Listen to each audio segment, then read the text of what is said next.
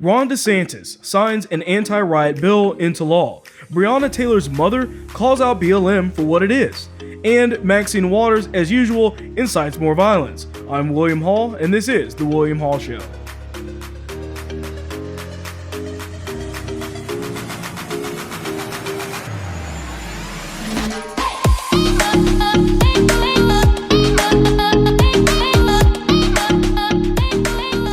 Alright, welcome back to the show. So Ron DeSantis, right off the bat, has been already kind of speculated that he's going to sign an anti-riot bill into law. Now, why would he need to do this? The reason why he's doing this is to make things very clear. Right now, the Derek Chauvin trial is about to end. As of today, you have the defense and the prosecution making their final arguments. And after the jury goes into deliberation and a verdict is issued, well, let's see what happens, right? Well, I think that regardless of the situation of that verdict, there's going to be riots. Even if they convict him on some type of charge, I believe there's still going to be riots because people are going to still push back against what has already occurred. They're going to be mad regardless. Anything but first-degree murder or him just getting hung literally in the center square in front of everybody is going to basically result in a riot at this point. So, and especially if he's acquitted, by the way. So what we're seeing right now is that Florida, Ron DeSantis, is making an action right now, getting ahead of this issue. If you're coming to Florida to riot, think twice, because you're not going to get away with it here. We're not going to treat this like the other Democrat-run states and cities that let these riots continue, that continue to, if the rioters actually get arrested, which very rarely do they actually get arrested at all, but if they do get arrested, that, hey, you're going to go to jail. We're not going to hold you there for a little bit, maybe a few hours, and let you go because we're trying to be nice to you. That's not it. We're throwing you in jail, and that's it. So a little bit about what this bill entails. So a part of it is that it's going to make it more difficult for cities and counties to reduce funding for law enforcement, allowing local elected officials to challenge those budget decisions and giving the state power to approve or amend the local budget. In other words, this should help keep these certain liberal cities that are in Florida, because they still exist, and liberal counties as well, from trying to defund the police over mob rule, thinking that BLM's in control of whatever's going on. This is also going to allow local governments to be sued if they fail to stop a riot, okay? So that's another big one. It's also going to define riot as a violent public disturbance involving 3 or more people acting with common intent, resulting in injury to others, damage to property, or the imminent danger of injury or damage. Once again, we need to set it straight. What does a riot mean, right? Like, what is it that we're talking about here? Is it one person doing something bad, or is it a group? And it's good that they're actually defining that. It's also going to enhance the penalties for people who commit crimes during a riot, which is great because, once again, we need things in place to deter criminals from doing these things. Now, it's also going to create a new second-degree felony called an aggravated riot, which occurs when the riot has more than 25 participants, causes great bodily harm or more than $5,000 in property damage, uses or threatens to use a deadly weapon, or blocks roadways by force or threat of force. So the blocking roadways is a big one. That's one of the ones where a lot of people were like, well, they're not hurting anybody, so just let them go ahead and do what they're doing. It's like, no, you can't just block I-4 because you feel like it. Like, you can't do that. Just because you feel like you're trying to protest something. That should be unlawful for people to actually do that. The other thing, too, that's really big in this is that they are talking about the property damage, because BLM cost millions and millions and millions of dollars in property damage last year. And I think that what is good about this is that it's not just looking at maybe somebody hurting somebody, but also just looking at the fact that if you're just destroying something, you're going to get charged as well for that. So DeSantis said in a separate statement that this legislation strikes the appropriate balance of safeguarding every Floridian's constitutional right to peacefully assemble while ensuring that those who hide behind peaceful protests to cause violence in our communities will be punished. Further, this legislation ensures that no community in the state engages in defunding of the police. So he's absolutely right here. All of these people that are in these riots, this isn't going to hurt people that are peacefully protesting. That's a constitutional right. This isn't hurting those people that are doing that. It's just making very clear the rules that other Democrat states have refused to actually acknowledge. It's actually putting in place and saying, you know what? You can get away with it in Seattle. You're not getting away with it here. You can get away with it in Portland, not in Florida. And that's what's good about this. So this guy, he's the Black Voters Matter co-founder, and Executive Director Cliff Albright complained that the law was a reaction to America's youth expressing their feelings after the death of George Floyd, arguing that, and he said in response to that, for the state to say, we're going to criminalize your behavior, we're going to criminalize your passion, we're going to criminalize your protest. That's not what democracy looked like. Hey man, let me tell you something. Just stop talking. You're wrong. You don't know what you're talking about at all. You have no right in the Constitution to destroy anything.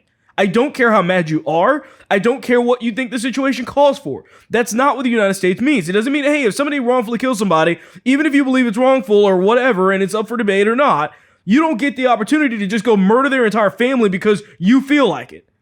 You don't get the ability to go pushing and destroying government buildings because you didn't get a verdict you wanted. That's not how this world works, okay? And these people that are talking about this saying, we're going to criminalize your passion. Criminalize your passion? Let me tell you something. If somebody has a passion for murdering random people on the street, they're going to spend the rest of their lives in jail or receive a death sentence, okay? I don't care if your passion is criminal behavior, you belong in jail, and rightfully so. Don't try to act like this is just some natural occurrence that when something happens that you disagree with, that all of a sudden you're warranted to do whatever you want to do. That's not how this country works. There are laws. If you don't follow them, you get arrested. Deal with it. Plain and simple. So there's this other part in here as well. This clip from Grady Judd actually chiming in on this issue with Ron DeSantis as well. I've got something I want you to see. This is what we enjoy in Florida. This is the Florida we know and love. This is what our governor, our speaker, our president, this is what all these law enforcement officers and administrators and sheriffs and police chiefs and their officers do every day. They guarantee an environment where you can come here and have fun. Heck, you can even have more fun. Here's another picture. This is the Florida we know and love. We're a special place. And there are millions and millions of people who like to come here. And quite frankly, we like to have them here. So we only want to share one thing as you move in hundreds a day. Welcome to Florida. But don't register to vote and vote the stupid way you did up north. You'll get what they got. There's a reason that this place is fun. There's a reason why we have a 49-year low crime rate. And the same people that don't think we should have an anti-rioting bill or a rioting bill are the same ones that think we ought to let more people out of prison. And where they're doing that, as the governor and our speakers have alluded to, crime goes up. But it's not just crime that goes up, victimization goes up. The people in those states are hurt and killed, and their livelihoods changed, and their children are changed. All right, I love Grady Judd. I actually live in Polk County, with him. So I actually think he actually goes to my church as well. So I'm very close to the guy. I actually know who he is. I've met him before multiple times, and actually used to campaign with him years ago when I was a kid, when he was looking for actually running for sheriff in the first place. But really good guy, and he's absolutely correct. Don't come here voting for the same things that made your state horrible and what it is. In other words, don't vote Democrat. Come into Florida expecting something different.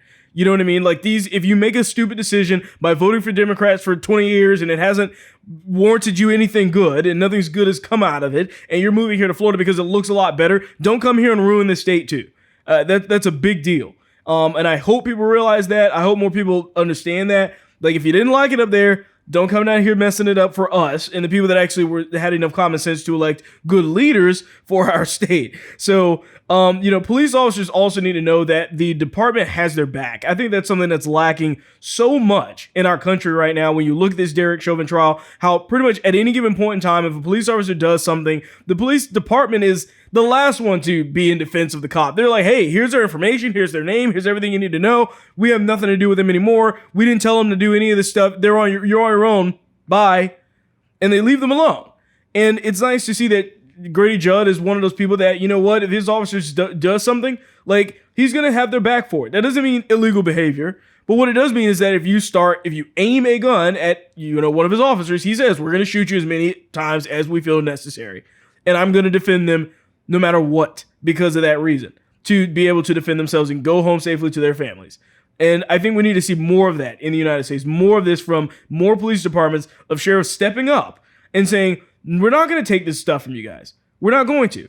There's a reason why Polk County doesn't have any of these issues. We really don't. We don't have any of these weird race relations and things like that, at least not in any capacity like it is around the in other parts of the United States. And I think that it is owed to people that make the rules very clear. You come at my officers, you're going to get shot. Like if you're actually doing something stupid in front of them like that. So it's good to see him out there making some awesome statements. So Chicago police actually had to release the body cam footage involving a 13-year-old suspect at 3 a.m. that had a gun on their person. The incident, I think, caught a lot of wind from people because of the fact that, because the actual incident occurred in March, actually. And then we didn't hear anything about it until more recently, several weeks after the incident occurred. I think that what probably happened is you may have had BLM or some of the other woke groups basically saying, hey, this incident happened, what's going on? And then the police department released their body cam footage detailing everything, showing exactly what took place. So what we have here, and I'm not going to show the video because it is very graphic, but if you're interested in that, definitely go on YouTube. I'm sure other channels have it up, available right now. But basically what you had was this 13-year-old boy. Now, by this time that all of this was even sparked or happening in the first place, the police officer had no idea how old this person was. He had no idea who it was. All that they knew is that somebody had shot an entire clip from a handgun and then was escaping from the scene. I don't think they actually shot somebody specifically, but they definitely were actually shooting. They were shooting something, or shooting at someone at least. So the officer chased this person down, the suspect down in this alley. This was at 3 a.m., by the way. Keep that in mind.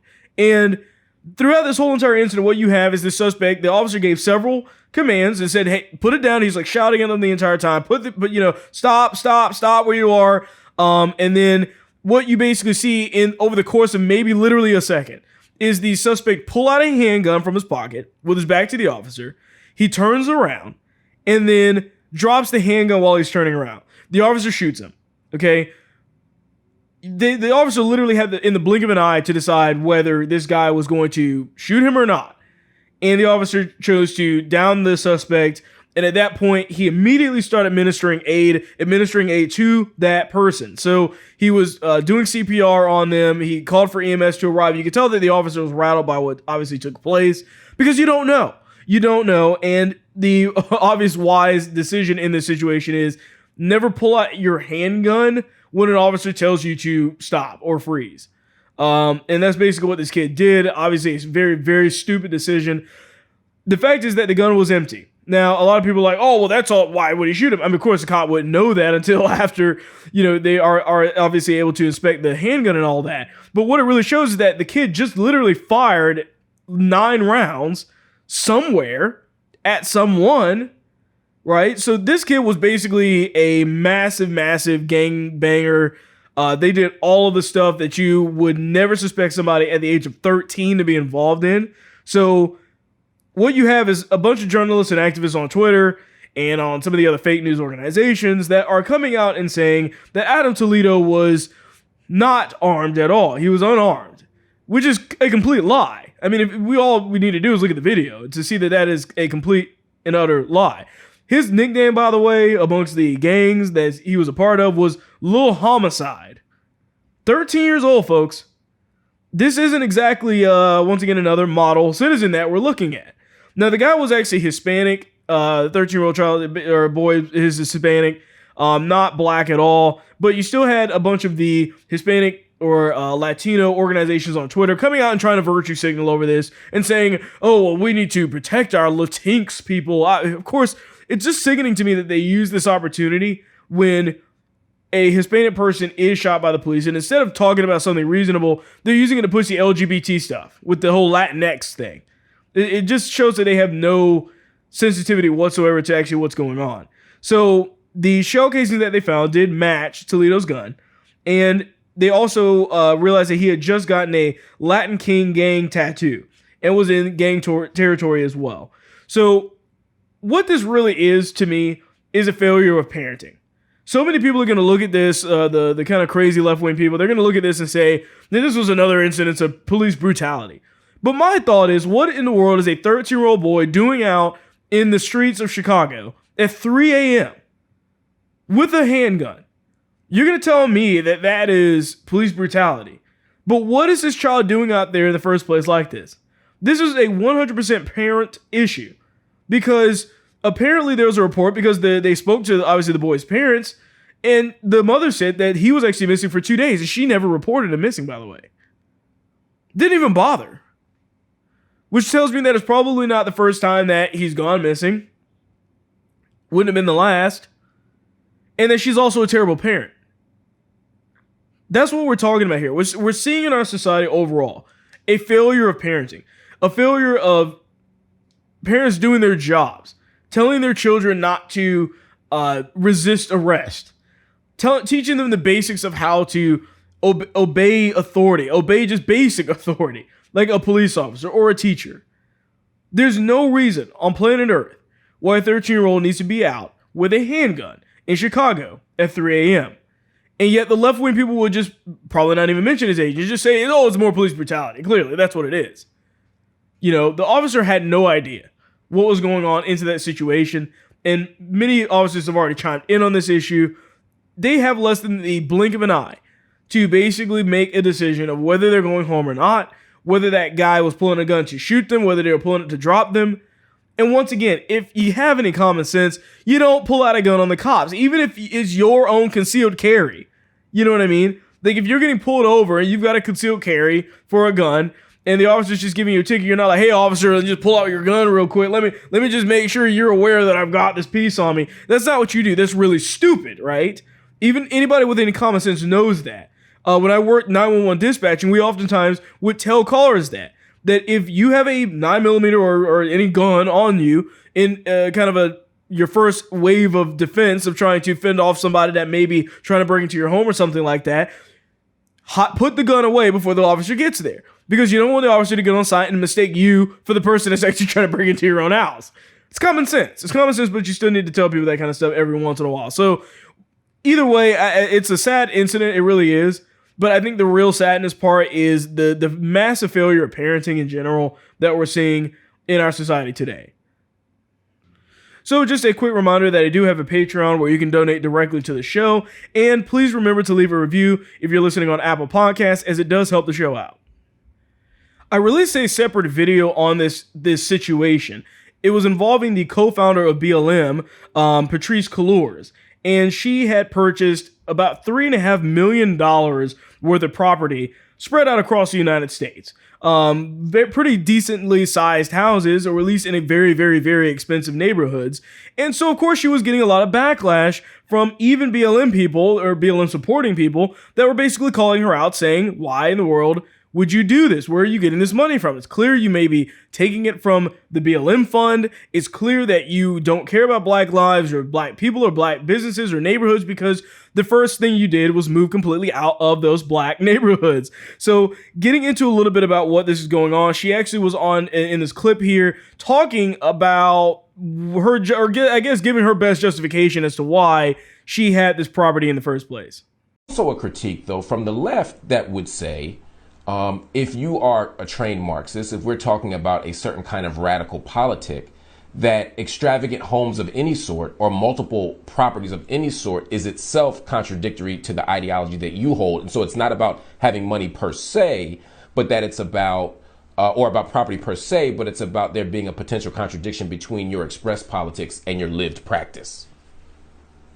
Sure. And I think that is a critique that is wanting. And I say that because the way that I live my life is in direct support to Black people, including my Black family members, first and foremost. And for so many Black folks who are able to invest in themselves and their community, they choose to invest in their family. And that's what I've chosen to do. I have a child, I have a brother that has severe mental illness that I take care of. I support my mother, and I support many other family members of mine. And so I see my money as not my own. I see it as my family's money as well.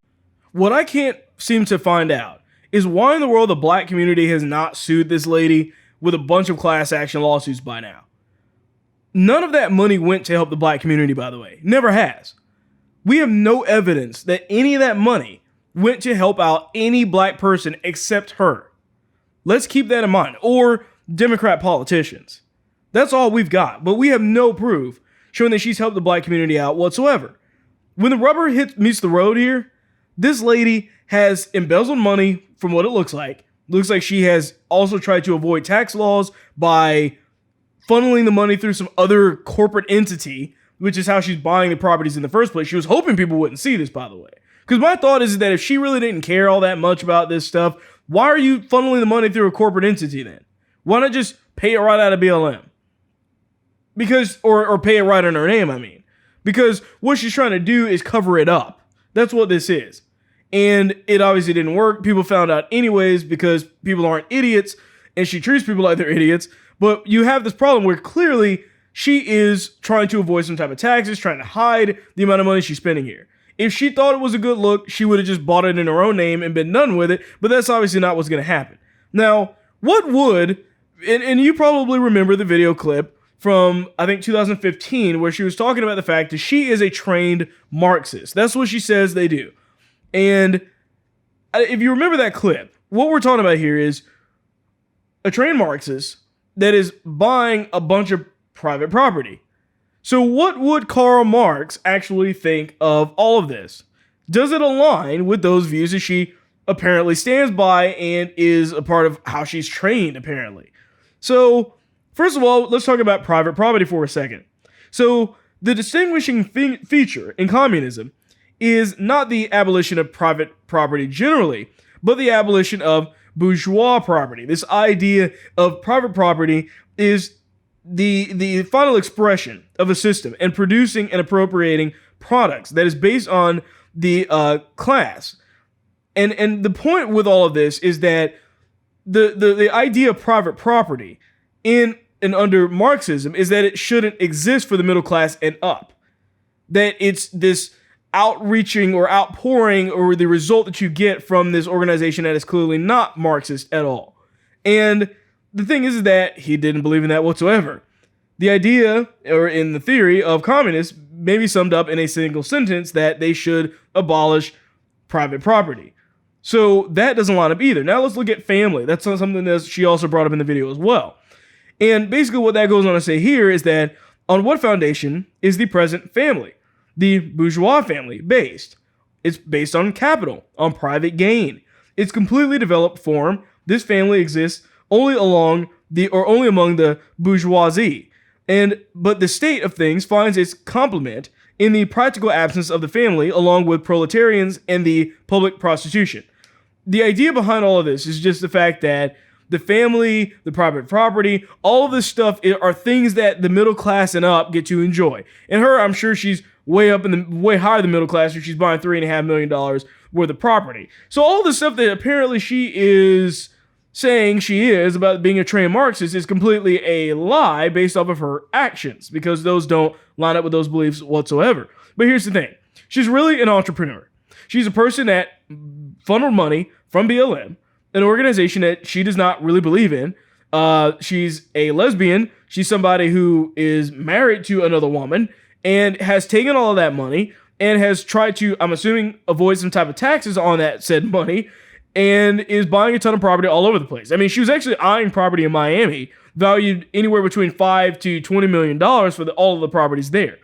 The point being is that this lady is and has manipulated hundreds of thousands of people into thinking that this organization cares about black lives, meanwhile taking all of those donations and embezzling it herself, using it herself, and on the things she wants to do to get out of the black community, acting like it's all about family.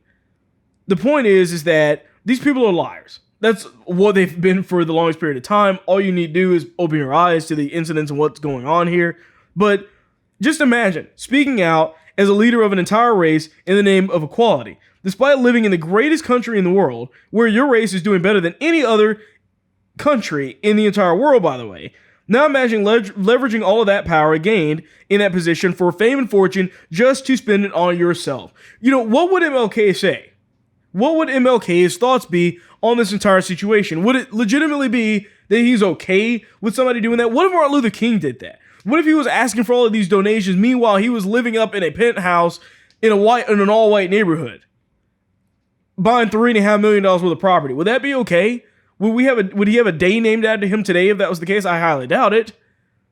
Because people, I think, would realize that that is what a fraud looks like. And that's exactly what it is. So speaking of people actually noticing what's going on with this, Breonna Taylor's mother, somebody who has been apparently fighting alongside her, alongside BLM, is coming out basically saying that BLM and their entire organization, at least in their area, are a bunch of frauds. So she said in a statement, and I'll read this to the best of my ability because there's a bunch of stuff in here. I'll try to cut out some of the language, but basically she said, and this is Tamika Palmer, by the way, she said, "I think it's crazy when people say they've been here since day one. Let me be clear. Christopher ×2, the Montgomery family, is the one and only day ones, not to mention Breonna's family and friends, but they've never needed recognition immediately following is until freedom. I have never personally dealt with BLM Louisville and personally have found them to be a fraud. Attica Scott, another fraud. Then there's the people at Injustice Square, aka Breeway, who have been 100 and held it down, but that doesn't go to say everyone down there, but they know who they are, and also they never needed recognition. I could walk into a room full of people who claim to be here for Breonna's family, who don't even know who I am. I've watched y'all raise money on behalf of Breonna's family, who have never done anything for us, nor have we needed it or asked, so talk about fraud. It's amazing how many people have lost focus. Shake my head. I'm gonna say this before I go. I'm so sick of some of y'all, and I was last anybody who needs it. I'm done with this stuff. Enough is enough. Sorry, the way she writes is horrible. I don't think there's a period in that entire paragraph thing there, so it's very difficult to read. A lot of misspellings, a lot of grammatical errors, but the point still is the same, is that she doesn't even like BLM either in that area. That's obvious now. But here's the thing, she got a settlement of $12 million, by the way, from Louisville because of what happened to her daughter. And I at first was like, you know what, this is great. This maybe she's waking up. Maybe she's realizing that BLM are a bunch of frauds, that they never truly believed in the things that they're saying, that they really don't care about her. Because what she's getting at is that she goes to these events talking about being all for Breonna Taylor, but nobody knows who she is. They don't even know who her mom is. So they clearly can't care that much, can they? But the point is that she's also ignorant too. Her mom is completely ignorant as well. She still believes that she actually put up a post on Facebook saying, or kind of celebrating this idea that they banned no-knock warrants. Completely not reading the police report, where if she actually read the police report, would obviously see that they did knock in the case of Breonna Taylor. Okay? They did knock. They had a no-knock warrant, but they knocked anyways. They announced that they were the police. Had they actually done a no-knock warrant, her daughter might actually be alive today, because it wouldn't have given her boyfriend enough time to grab his own gun to shoot out the door and use Breonna as a human shield, by the way. The point is that the facts are what actually matters, but at least it's good that some people are recognizing that BLM is up to no good. Maxine Waters, a truly, truly horrible person when you look at what she says and does. I'm tired of hearing from her because everything that she's ever said that's ever made it to the news has been basically inciting violence. She's done it over and over again, and she got a little bit of a pass the first time she did it, and she keeps getting passes, and now she's made the most blatant incitement of violence I've ever heard. Not just manslaughter, right? I mean... Oh, no, not manslaughter. No. This is guilty for murder. I don't know whether it's in the first degree, but as far as I'm concerned, it's first degree murder. Congresswoman, what happens if we do not get what you just told? What should the people do? What should protesters on the street do? I didn't hear you. What happens? What should protesters do? Well, we got to stay on the street, and we've got to get more active. We've got to get more confrontational. We've got to make sure that they know that we mean business. More active, more confrontational. They need to know we mean business. Okay, so why is this, and how is this not considered as inciting violence? Keep in mind, guys, Trump got banned from Twitter and everywhere because they thought that he incited some kind of violence on January 6th, even though there was nothing in the speech that they could really point to that directly did any of that at all. Okay, and yet this is okay. Now, I would expect Twitter to remove her if they actually stood by the rules that they applied to Trump, but clearly they don't care because she still has a Twitter profile and she's still everywhere else on social media. This isn't the first time that she's done this. There's other clips of her talking about pushing back on Republicans if they see them in a restaurant, let them know they're not welcome here. I've played that clip 1,000 times before. But the point is that she is continuing to push this type of stuff and say this stuff, and it's just really ridiculous. And this is all because of Derek Chauvin as well, by the way. What she's doing is setting the tone for what's going to happen over the course of this week or next week or whenever it is that the jury finally finishes their deliberation. That they're going to look to this stuff that she's saying, and it's going to be validated. It's going to be validated by the Democrats because they don't care about your cities, your home, or your safety, and they're setting this up already.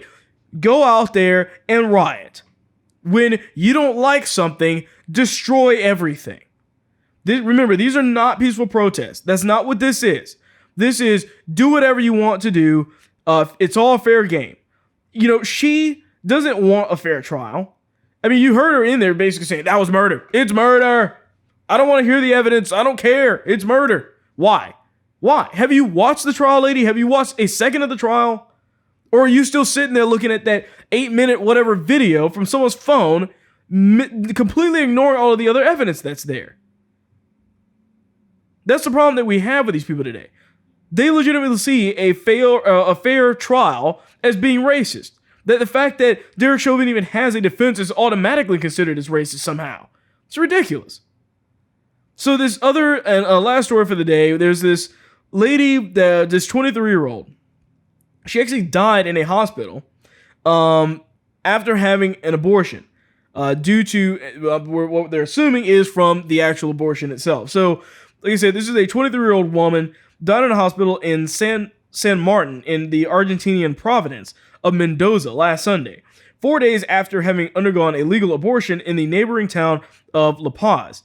And her name was Maria del Gonzalez Lopez.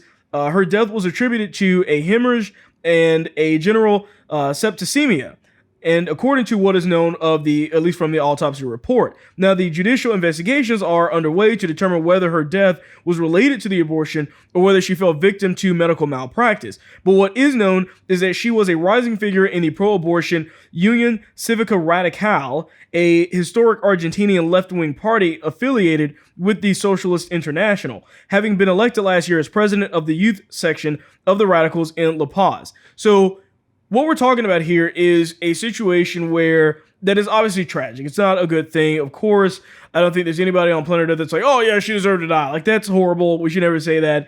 The point still is the same though. What we're talking about is a situation where somebody was advocating heavily and heavily involved in these far left things, saying that abortion, you must be allowed to have abortions on demand whenever you want, no matter what. And then when something takes place where she basically dies from having an abortion, all of a sudden, you're going to see silence from the party she was associated with. You're going to see silence from all Democrats. You're going to see silence from any of those people. Because they don't want to acknowledge what's happening here. They don't want to acknowledge the reality that having these abortions is dangerous for the women as well. They don't want there to be any risks associated with having an abortion, or at least that to be broadcasted to people. That's the problem. That's one of the things that many conservatives have been trying to fight for is transparency, is that these organizations are not talking about the dangers to the women. They're not talking about this stuff. And the problem is that Democrats don't care about the dangers to women. There's so many laws that have been overturned and taken away that would have merely provided more safe means for women to do it, that have been turned down because Democrats are more concerned about getting the numbers up than they are about actually having it be safer for the women. There's many of them that weren't sterilizing their tools. There's many of them that many states still don't have admitting privileges to a local hospital. So if something does go wrong, they don't even have the ability to bring that person, that woman, to an actual hospital to even recover properly with doctors that are competent enough to deal with emergency situations. That is and should be very alarming to people. And obviously, this is in a different country, but the point still is the same: is that any of these incidents, Democrats don't want you to hear about it. They don't want you to know about it because they're trying to cover for it. They don't want the risk to be known in this situation. They don't want people to know that. They want people to only see how easy it is, how fast and quick it is. Meanwhile, lying to your face about what the reality of the situation is as well. So definitely something that, once again, is sad, and we'll just have to kind of keep our eyes open for this type of stuff in the future. With that being said, I thank you for watching this video or listening to the show, and I will see you on the next one. You just watched an episode from The William Hall Show. Please remember to like, share, and subscribe.